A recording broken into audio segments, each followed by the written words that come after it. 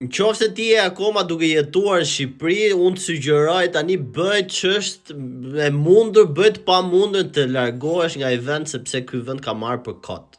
Gjithë mbani mend nga ardhi kjo ideja të shmendër mbylljes TikTok nga ngjarja atyre adoleshentëve në Tiranë, po me aq sa kam dëgjuar unë, ngjarja nga e cila rrjodhi gjithë këtë çmenduri nuk është mbyllur akoma, ku njëri nga ato atentatorët ju zhduk komplet emri sepse ishte besoj çuni dikujt të rëndësishëm në Shqipëri.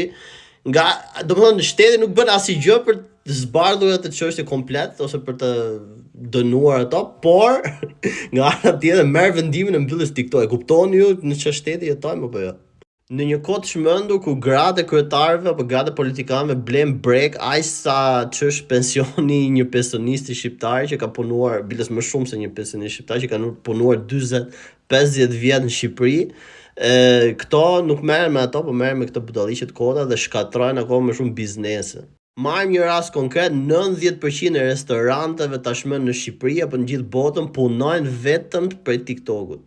Turizmi shqiptar është aty ku është, ka atë emrin, domethënë erdhën këto 3-4 vite të fundit super turista vetëm për TikTok.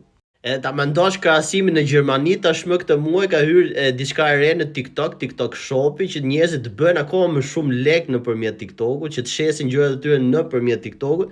Shqipëria në vend që të merret me këtë budalliqe të japë mundësi njerëzve që të fitojnë lek nga TikToku me këto duhet flasë Shqipëria në lidhje me TikTokun, të bëjë këto marrëveshje që njerëzit të fitojnë lek dhe jo të merret me budalliqe dhe të mbylli TikTokun. E kuptoni? Krahasimi për shembull një vend si Gjermania që po hyn TikTok Shopi që njerëzit bëjnë akoma më shumë lek nga ç'bën në TikTok. Dhe Shqipëria tani që i ka mundësitë, në vend që të hapet deklarata që të bëjnë njerëzit lek, se po vdesin në Shqipëri, edhe merren me këtë gjë. Nuk e di. Më thoni mendimin tuaj.